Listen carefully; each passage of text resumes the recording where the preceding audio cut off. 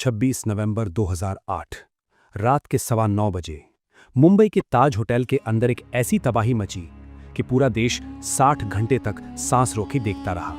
लेकिन सच ये है कि ऑपरेशन शुरू होने से पहले ही 10 घंटे की देरी हो चुकी थी और वो 10 घंटे उन 60 घंटों से भी ज़्यादा खतरनाक साबित हुए। आज हम आपको ले चलेंगे उस ब्लैक टॉर्नेडो के अंदर जहां इंसान और शैतान के बीच में जंग थी। और सबसे इंपॉर्टेंट सवाल, आखिर एनएसजी ने इतनी देर क्यों की? चलिए वापस चले 26 नवंबर की उस रात। दोस्त, 26/11 यानी 26 नवंबर 2008 इंडिया की सिक्योरिटी का वो मुकाम जिसे आज तक हम भूल नहीं पाए। 10 पाकिस्तानी टेररिस्ट्स ने सी रूट से मुंबई में घुसकर पूरे शहर को आतंकित कर दिया था। Chhatrapati Shivaji Terminus, Leopold Cafe, Cama Hospital और नरीमन हाउस, हर जगह खून की नदियां बह रही थीं। लेकिन सबसे अलग, सबसे मुश्किल और सबसे लंबा ऑपरेशन था ताजमहल पैलेस होटल। एक 7 मंजिला बिल्डिंग जिसमें 560 कमरे, 450 से ज्यादा गेस्ट्स, स्टाफ और अंदर 2 आतंकी। नाम थे अबू इस्माइल और अबू उमर, और इन दोनों के पास था AK-47, ग्रेनेड्स और एक पूरा होटल अपनी मदद के लिए।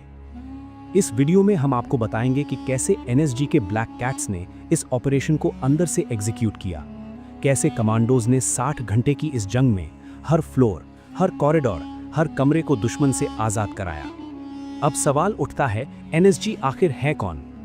एनएसजी यानी नेशनल सिक्योरिटी गार्ड। इन्हें ब्लैक कैट्स भी कहा जाता है क्योंकि इनकी वर्दी का रंग काला होता है और ये ब्लैक कैट की तरह रात में भी देख सकते हैं। 26 नवंबर की रात जब महाराष्ट्र सरकार को एहसास हुआ कि पुलिस और RAF यानी रैपिड एक्शन फोर्स इस सिचुएशन को हैंडल नहीं कर सकती, तब दिल्ली से एनएसजी को बुलाया गया।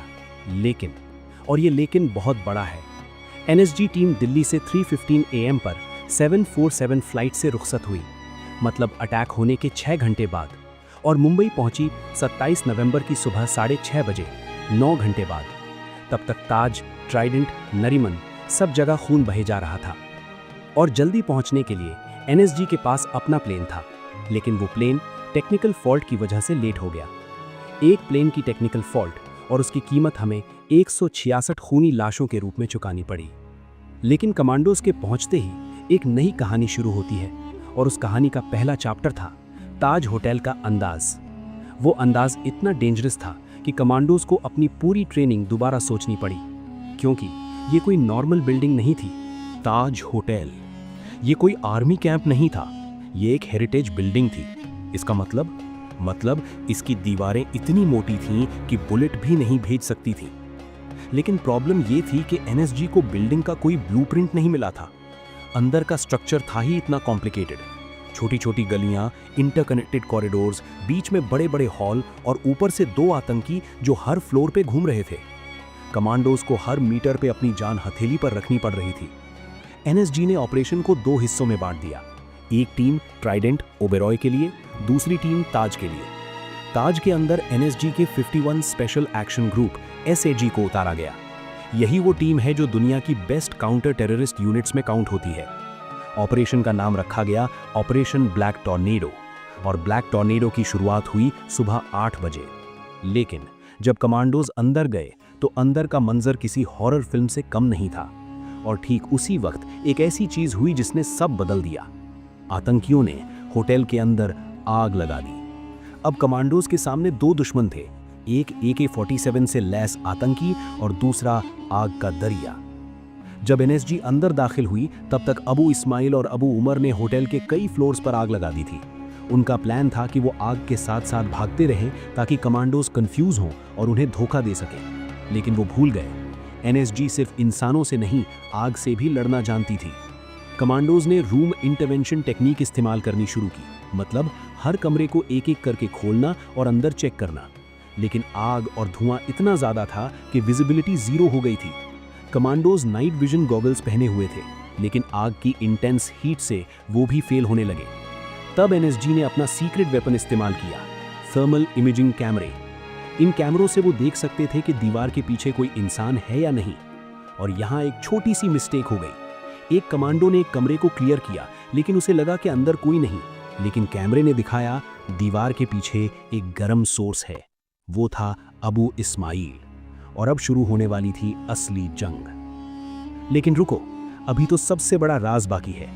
क्या आप जानते हो, इस ऑपरेशन में एनएसजी को एक ऐसी प्रॉब्लम फेस करनी पड़ी जिसका सल्यूशन दुनिया की किसी भी आर्मी के पास नहीं था। वो प्रॉब्लम थी द स्टेयर्स। ताज होटल के अंदर कमांडोज का सबसे बड़ा चैलेंज था स्टेयर्स। आतंकी स्टेयर्स का इस्तेमाल कर रहे थे एक फ्लोर से दूसरे फ्लोर पर जाने के लिए। लेकिन स्टेयर्स पर लड़ाई करना दुनिया की सबसे रिस्की चीजों में से एक है, क्योंकि स्टेयर्स पर तुम सिर्फ ऊपर या नीचे देख सकते हो, सामने नहीं। एनएसजी के पास था हेकलर एंड कोच MP5 सब machine gun, light weight, accurate और क्लोज क्वार्टर्स बैटल के लिए बेस्ट। लेकिन स्टेयर्स पर हर स्टेप पर मौत थी। 27 नवंबर की रात 10 बजे के करीब एनएसजी ने फ्लोर 5 पर एंट्री की। यहाँ उन्हें कुछ होस्टेज भी मिले जो अब तक छुप कर बचे हुए थे। उन्हें सेफ एरिया तक पहुंचाना एक अलग मिशन था। लेकिन असली कॉन्फ्रंटेशन हुआ फ्लोर 19 पर। वहां अबू उमर ने कमांडोज पर फायर खोल दिया। जो उस वक्त हुआ वो किसी एक्शन मूवी से कम नहीं था। एक कमांडो संदीप उन्नीकृष्णन ने अपनी टीम को कवर करते हुए आतंकी को रोकने की कोशिश की, लेकिन अबू उमर ने ग्रेनेड फेंक दिया। संदीप बच गए, लेकिन उनके साथ ही मेजर संदीप उन्नीकृष्णन के बारे में आगे चलेंगे। पहले सुनो क्या हुआ उस रात। एक गलती, बस एक गलती और पूरी प्लानिंग बह जाती। लेकिन यहाँ पर एक इंसान ने अपनी गलती नहीं की, बल्कि अपनी जान दे दी। वो इंसान था मेजर संदीप उन्नीकृष्णन। 28 नवंबर 2008 रात करीब 2:30 बजे ताज होटल की चौथी मंजिल पर मेजर संदीप उन्नीकृष्णन अपनी टीम के साथ आतंकियों का पीछा कर रहे थे। अबू इस्माइल और अबू उमर अब दो अलग जगह थे। एक टीम अबू इस्माइल को रूफ पर रोकने की कोशिश कर रही थी। मेजर की टीम अबू उमर को चेस कर रही थी। अबू उमर ने भागते भागते एक कमरे में घुस के फायर खोल दिया। मेजर ने अपने कमांडो से कहा, do not come up, I will handle them. मतलब मेरे पास मत आओ, मैं संभाल लेता हूँ। ये वो पल था जब एक लीडर ने अपनी टीम को बचाने के लिए खुद को कुर्बान कर दिया। मेजर ने अबू उमर को एंगेज किया, लेकिन क्रॉस फायर में वो घायल हो गए। गिरने के बाद भी उन्होंने फायर जारी रखा। जब उनके साथी वहां पहुंचे, मेजर ने अपनी आखिरी सांस ली। उनकी आंखें खुली थीं, लेकिन उनके हाथ में अभी भी ट्रिगर था। मेजर का बलिदान वो आखिरी स्पार्क था ऑपरेशन ब्लैक टॉर्नेडो का। उसके बाद एनएसजी ने अपना ऑपरेशन डबल फोर्स से जारी रखा। 29 नवंबर की सुबह 8 बजे एनएसजी ने ताज होटल को कंप्लीटली सिक्योर कर लिया। दोनों आतंकी मारे जा चुके थे। ऑपरेशन ब्लैक टॉर्नेडो सक्सेसफुल था, लेकिन उस सक्सेस की कीमत थी 166 जाने, 300 से ज्यादा घायल और एक देश का जख्म जो कभी नहीं भर सकता। ये कहानी थी उस ब्लैक टॉर्नेडो की जो 60 घंटे तक मुंबई की सांसों पर सवार था। एक ऑपरेशन जिसमें एनएसजी ने न सिर्फ आतंकवाद को हराया, बल्कि ये भी दिखाया कि जब देश की इज्जत की बात हो तो एक मेजर अपनी जान भी दे सकता है। आज जब आप ताज होटल के पास से गुजरे तो याद करना कि इस बिल्डिंग की हर दीवार में खून है, हिंदुस्तान के खून से लिखी गई एक कहानी, और ये कहानी हमें कभी नहीं भूलनी चाहिए। अगर ये वीडियो आपको कुछ नया सिखाया तो एक लाइक तो बनता है भाई। और अगर आप चाहते हो ऐसी और अनटोल्ड स्टोरी सुनना तो चैनल सब्सक्राइब करो, बेल आइकन भी दबाओ, क्योंकि अगली कहानी इससे भी ज्यादा शॉकिंग होगी। तब तक के लिए जय हिंद।